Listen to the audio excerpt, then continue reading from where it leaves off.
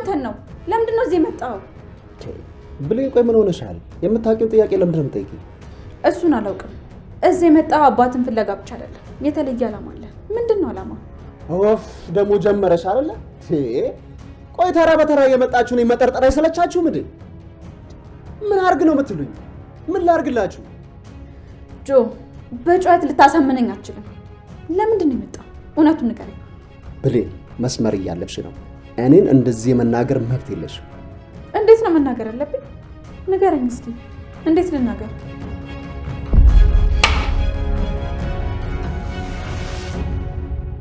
እንዴ እንዳደረግ ነው የፈለከው? እሱ ነው የፈለከው?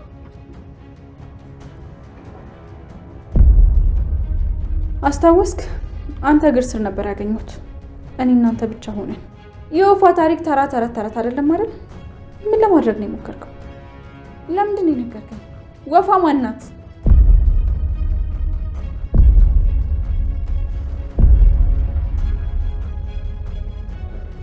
ሳሚ የብሌን ሁኔታ ግን ልክ ነው? እኔ እንጃ አላስተዋልኳት። ፊቷ ልክ አይደለም። በሆነ ነገር ተናዳለች መሰለኝ። ከጆን ጋር ተጣልታ ይሆን እንዴ?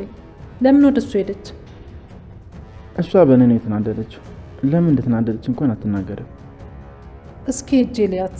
ይሄ ነገር ምንም አልጣመኝም። ሰላም ተረጋጊ። ብሌን በእሷ አይደለም የተናደደችው። እና በማን ነው? እመኝ ሰላም፣ በእሷ አይደለም አልኩሽ እኮ ነው። ገባኝ። ጨቀጭቀኛለች። አንዳንድ ሰው እንደው ፊት ሲሰጠው ልኩን አያውቅም። ቦታዬን ስላላወኩኝ ይቅርታ። ከዚህ በኋላ አይደገመኝም።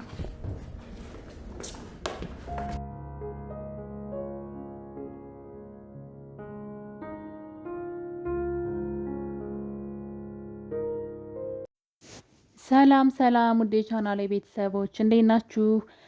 አደራ ድራማ በአደራ ድራማ በዛሬው ክፍል ላይ እንግዲህ ብሌን ዮሐንስ እዚህ ቀደም እሷን በቢላ ሊወጋት እንደነበረ ለሰላምና ለሳሚ ልትናገር ተቃርባለች። ነገሩ እንግዲህ ሳሚ በባለፈው ክፍል ላይ ሳሚና ሰላም እቤት ባልነበረበት ወቅት ማለት ነው እንግዲህ ዮሐንስ ብሌንን አንድ ጥያቄ ጠይቋት ነበረ።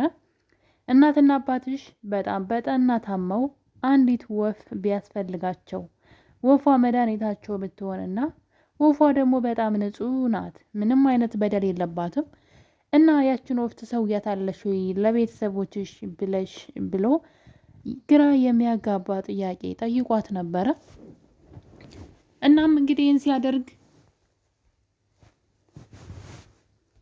ለአጋጣሚ ካጠገቡ የፍሩት ላይ የተቀመጠ አንድ ቢላ ነበረ። ቢላውን አንስቶ በመያዝ እንግዲህ ምን ታደርጋለሽ አንቺ ብትሆኝ ብሎ ብሌንን ጥያቄ ይጠይቃታል። ብሌን በነገሩ በመደንገጥ እኔ እንጃ ምን ላደርግ እንደምችል በቦታው አላውቅም፣ ግን እነሱ በጣም ታመው ወፏ መድኃኒታቸው ከሆነች ምናልባት የምሰዋት ይመስለኛል ብላ እንግዲህ ለዮሐንስ ትመልስለታለች። ዮሐንስም ቢላውን በማንሳት እንግዲህ ስለዚህ እኔም አንቺ ልሰዋሽ ይገባል በማለት ቢላውን አንስቶ ሲጠጋት ነበረ። ድንገት ሰላምና ሳሚ ወደ ሳሎን የመጡት። በድንጋጤም እንግዲህ ቢላውን ይጥለዋል ማለት ነው። እናም ያዛን ቀን እንግዲህ በኃይሉን ወደ ቤት ይዘውት መጥተው ነበረ።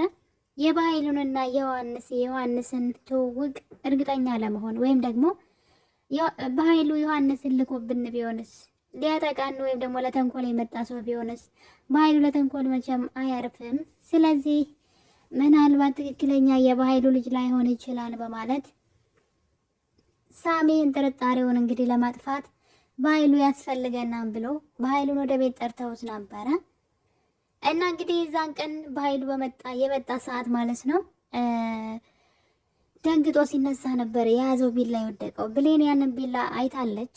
በዛ ላይ ደግሞ እኔም አንቺን ልሰዋሽ ብሎ ብድግ ሲል ነው እንግዲህ እነሱ የመጡበትና ብሌን ይሄ ነገር ጥያቄ ፈጥሮባታል። ለምንድን ነው እንደዚህ ያለኝ ይሄ ሰው? ለምንድን ነው የሚሰዋኝ? ግራ ተጋብታለች። እንግዲህ በዛን ሰዓት አቶ በኃይሉ ወደ ቤት ከመጣ በኋላ ድንገት ስለነበር የመጣው ዮሐንስ ደንግጧን በነገሩ። እናም እንግዲህ እነ ሰላምና ሳሚ እስኪ አባትና ልጅ ተነጋገሩ፣ እኛ እንውጣላችሁ፣ አትተዋወቁም በማለት ከቤት ይወጣሉ። ካሜራ አጥምደው ቤት ውስጥ ማለት ነው። ይሄ ሁሉ ስራ እንግዲህ የሳሚ ስራ ነው። እናም ስልኩን እንግዲህ ሪካርድ እንዲያደርግ አስቀምጦ ትተዋቸው ይወጣሉ። እናም አቶ በኃይሉም እንግዲህ ከዮሐንስ ጋራ ምን እየተፈጠረ ነው እያለ እንግዲህ እንዴት አድርጎ እንደሸወዳቸውና የበኃይሉ ልጅ እንደሆነ እንዳሳመናቸው እያወሩ ነበረ። በዚህ ቅጽበት እንግዲህ ድንገት ዮሐንስ ቀና ሲል ነበረ ከፊት ለፊቱ የተቀመጠውን ስልክ ያየው። በድንጋጤም እንግዲህ በኃይሉን ሜሴጅ ነበር የላከለት በስልኩ ማለት ነው። እናም አንዴ ማውራትህን አቁም የሚል ሜሴጅ ልኮለት ሂዶ እየቀረጸ ያለውን ስልክ ሲያይ እነሱ የሚያወሩትን ሪከርድ እያደረገ ነበረ። እናም እንግዲህ ይሄ ነገር ወጥመድ እንደሆነ ሳሚና ሰላም ያጠመዱት ወጥመድ እንደሆነ ተነጋግረው ቪዲዮውን ደልተውታል። ታዲያ ቪዲዮውን ከደለቱት በኋላ እንግዲህ በመጨረሻ ሌላ እንደ አዲስ ቪዲዮ ሪከርድ እንዲያደርግ አስቀምጠውት ወሬያቸውን ይቀጥላሉ። እውነትም እንደማይታወቁ አባትና ልጅ መስለው በጣም ብዙ ነገር እያወሩ ነበረ።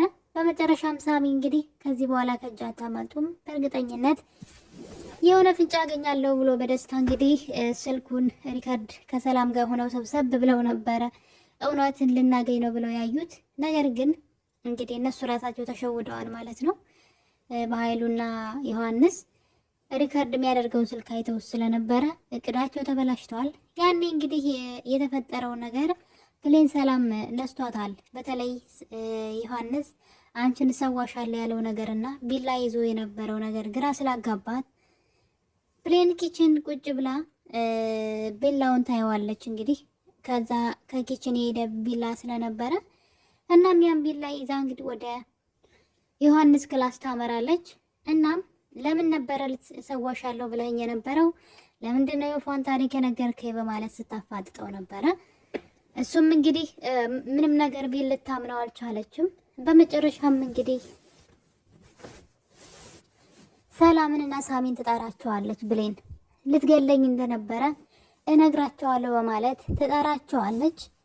እነሱም እንግዲህ በዚህ ቅጽበት ወደ መኝታ ቤቱ ይሄዳሉ። ምን እንደተፈጠረ ሲጠይቋት ቅድም እናንተ በወጣችሁ ሰዓት ሳሚ ብላ ስለ ዮሐንስ ስላደረጋት ነገር ልታወራ ስትል በዚህ መሀል እንግዲህ ቃል የሰላም ስልክ ላይ ትደውላለች። ለዛም እንግዲህ ልትነግራቸው የነበረውን ነገር ሳትነግራቸው ነገሩ በዚህ ተቋጭቷል ማለት ነው። ያ ማለት እንግዲህ በድጋሚ ብሌንን ሊጎዳት ይችላል ብዬ አስባለሁ ልጁ። ምክንያቱም ደግሞ የጀመረችውን ነገር አዳምጧት ቢሆን ምናልባት ይጠነቀቁላት ነበረ። ነገር ግን ዮሐንስ አሁን ላይ የሚጠረጥረው ነገር አለ። በተለይ ደግሞ በኃይሉን እያመነው አይደለም። ባለፈው ላይ ካያችሁ ለምንድን ነው ሳሚ 19 የኔ አኩያ ሆኖ የዛሬ 19 ዓመት የኔን ቤተሰቦች ሊገል የቻለው በምን ሂሳብ ነው? ያኔ እሱም እኮ እንደኔ ሕፃን ልጅ ነበረ። በኃይሉ እንዴት ዋሽቶኝ ነው ወይ በማለት በኃይሉን እየተጠራጠረ ስለነበረ ከዚህ በኋላ ዝም ብሎ ወንጀል ውስጥ አይገባም ብዬ አስባለሁ። ትክክለኛ የቤተሰቦቹን ገዳይ ለመፈለግ ይጥራል እንጂ በፍጹም ማንንም ሰው አይጎዳም ብዬ ነው የማስበው። ነገር ግን እንግዲህ ነገር መመርመር ከጀመረ መሪው የሚዞረው ወደ አቶ በኃይሉ ነው ማለት ነው። በኃይሉ የቤተሰቦቹን ገዳይ ያውቃል። ነገር ግን ደግሞ የቤተሰቦቹ ገዳይ እነሱ እንደሆኑ እንዴት እንደገደሏቸው ሁሉ ጨካኝ እንዲሆን ማለት ነው። በመጥፎ ሁኔታ ቤተሰቦቹን አሰቃይተው እንደገደሉ ሲናገር ነበረ አቶ በኃይሉ ለጆን ማለት ነው ለዮሐንስ። ታዲያ ዮሐንስ አሁን ላይ መጠራጠሩ ነገሩን ወደ በኃይሉ እንዲዞር ያደርገዋል።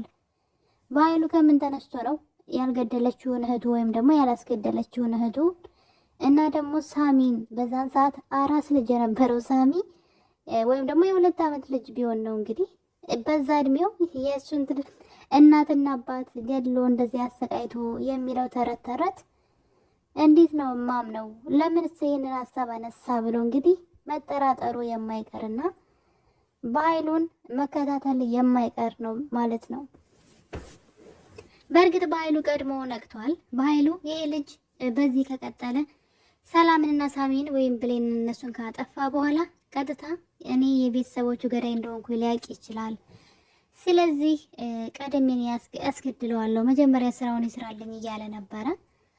ነገር ግን ልጁ ቀድሞ የነቃ ይመስለኛል። በሌላ በኩል እንግዲህ በጣም አሁን ላይ በጣም እያስገረመን ያለው የቃል ነገር ነው። እንግዲህ ቃል ስናቃት ራስ ወዳድና ገንዘብ ወዳድ ትንሽ ስግብግብ ነገር ናት። ከኖረችበት ህይወት አንግል የድሃ ልጅ ስለሆነች ሳይሆን አስተዳደጓ እንግዲህ ዱርዬ ነገር ስለነበረች ገንዘብ ስላገኘች ከገንዘብ ጋር ሙጭኝ ብላ እንግዲህ ሰላምንም በጣም ብዙ ነገር ስታደርጋት ነበረ። ከባይሉ ጋር ተስማምታ ወይም ከሳሚ ጋር ተስማምታ ቢሆን እስካሁን ድረስ የሆነ ትንሽ ድርሻ እንኳን ይኖራት ነበረ። ነገር ግን በተደጋጋሚ እንግዲህ እነሱን እየከዳች ብቻዋን ንብረቱን ለማግኘት የሰላምን ንብረት ስትጥር አሁን ላይ ጭራሽ ሰላም ከቤቷ መንቅር አድርጋት ወጥታ እንግዲህ ከገነት ጋር እንድትኖር አድርጋታለች። ታዲያ ከገነት ጋር ስትኖር እንግዲህ በሚገርም ሁኔታ ቃል እየተቀየረች መታለች። ማለት በጣም ነው የሚገርመው። የጊዜ ጉዳይ ነው እንጂ የማይቀየር ነገር የለም የሚባለው ነገር እንግዲህ እውነት ነው። ያቺ ገንዘብ ወዳዷና ስግብግቧ ቃል ሙሉ ለሙሉ እየተቀየረችና መልካም ልጅ እየሆነች መታለች ማለት ነው።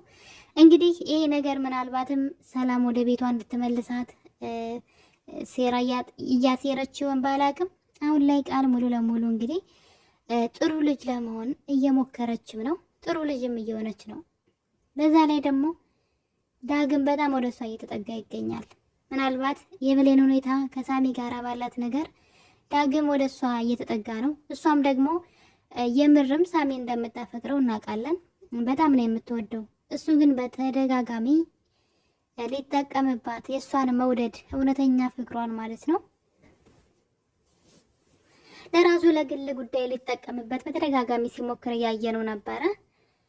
እንደዛም ሆኖ ግን እሷ ለሱ ማሰቧን አላቆመችም እና መጨረሻ ላይ እንግዲህ ምናልባት አብረው የመሆን እድል ይኖራቸው ይሆን ብዬ አስባለሁ። ምክንያቱም ብሌን ወደ ሳሚ እየተሳበች ነው። በባለፈው ላይ ካያችሁ ሳሚ ልጅ እንዳለው አውቃለች ብሌን ማለት ነው። እሱም በዳግምና በቃል በኩል ነው እንግዲህ የልጁና የባለቤቱ የበፊት ሚስቱ ፎቶ የደረሳትና ይህን ነገር ካየች በኋላ እንኳንም ብዙ ሳልጓዝ ማንነቱን አወቅኩኝ ስትል ነበር ብሌን። በጣም ተናዳም እንግዲህ አይናም ማየት አልፈልግም ከዚህ ቤት ሂድም ብለው ነበረ። ከሰላም ቤት ለመሄድ እቃውን ጠቅሎ የተነሳው ሳሚ ወይዘሮ ሰላም ከዚህ ቤት ንቅንቅ አትልም፣ ይሄ ቤት የኔ ነው፣ ሂድም ኖርም ማለት የምችለው እኔ ነኝ በማለት ሳሚ ከቤት እንዳይሄድ አድርገዋለች። ይህ ነገር እንግዲህ ብሌንም በጣም አስደስቷታል። መጀመሪያ ላይ ከዚህ ሂድ ስትል የነበረችው ብሌን የምር ሊሄድ እቃውን ጠቅሎ ሲነሳ ግን በጣም ተከፍታ ነበረ፣ እንዲቆይ ፈልጋ ነበር። እናም ሰላም ስታስቀረው ደስተኛ ሆናለች። በዛ ላይ ደግሞ ልጅ ስላለው እንዴት ልጅ እያለው ደግሞ እሱ ላምን ነው እንዴ ልጅ እያለው እንዴት ይዋሸኛል እያለች እንግዲህ ብሌን ሳታውቀው ሳሚን አፍቅረዋለች። በጣም ይገርማል። ከዳግም ጋር ያላት ነገር ምን እንደሆነ ባላቅም፣ ነገር ግን አሁን ላይ ከዳግም ጋር መመለስ አለብኝ፣ ያለዛ ግን በዚህ ከቀጠልኩኝ ሙሉ ለሙሉ ሳሚ ይቆጣጠረውን አእምሮዬን እያለች ነው። እንግዲህ ሰው ሁለት ሰው ማፍቀር ይችል ይሆን አላቅም። ሰው ሁለት ሰው ማፍቀር አይችልም። ምናልባት ከአንዱ የአይን ፍቅር ዝም ብሎ ስሜት አለ፣ ከአንዱ ደግሞ የምር ፍቅር አለና እንግዲህ ከማንኛው የምር ፍቅር እንደያዛት ባናቅም፣ ብሌን ግን ወደ ሳሚ ሙሉ ለሙሉ እየተሳበችና እራሷም ደግሞ እያመነች ትገኛለች ማለት ነው። ሳሚ ከዛ ቤት እንዴት አለመፈለግ ብቻ ሳይሆን እንዴት ልጅ እያለው የዋሸኛን የሚለው ንዴት ከቤትም እንዲሄድ አይንም ማየት አልፈልግም ብላ የጸባቸውም ምክንያት ልጅ ስላለውና ስለዋሻት ነውና እንግዲህ ማለት ብሌን ሳሚን ትፈልገዋለች። ዳግም ደግሞ ወደ ቃል እየተሳበ ነው። የምር ታፈቅረዋለች። ቃል በጣም ነው የምትጠነቀቅለት። እርግጠኛ ነኝ አብረው የመሆን እድል ይኖራቸዋል ብዬ አስባለሁ። ወድ ቤተሰቦች እንግዲህ የአደራ ድራማ የክፍል 86 ትረካችን ይህን ይመስል ነበር። ለቤት አዲስ የሆናችሁ ሰዎች ሰብስክራይብ እያደረጋችሁ የምለቀው ቪዲዮ እንዲደርሳችሁ ደግሞ የደውል ምልክቷን መጫን እንዳትረሱ። ቪዲዮውን ሼር አድርጉልኝ። ቻናሌ በጣም ስለቀዘቀዘብኝ ማለት ነው። ቪዲዮውን ስትጀምሩ ላይክም አድርጉ። ሀሳብ አስተያየት ካላችሁ ኮሜንት ላይ አስቀምጡ። በቀጣይ በምን አይነት ቪዲዮ እንድመጣላችሁ ትፈልጋላችሁ? ሀሳባችሁን ኮሜንት ላይ ማስቀመጥ ትችላላችሁ። የአደራ የክፍል 87 ላይ እንግዲህ ሰላም በጣም ተጸጽታለች ቃል ላይ ስልክ ስለዘጋችባት። በቀጣይ ምን አይነት እርምጃ ልትወስድ ትችላለች? ብሌንን ደግሞ አርፈሽ ስራሽን ስሪ፣ አንቺ ሰራተኛ ነሽ ብላታለች።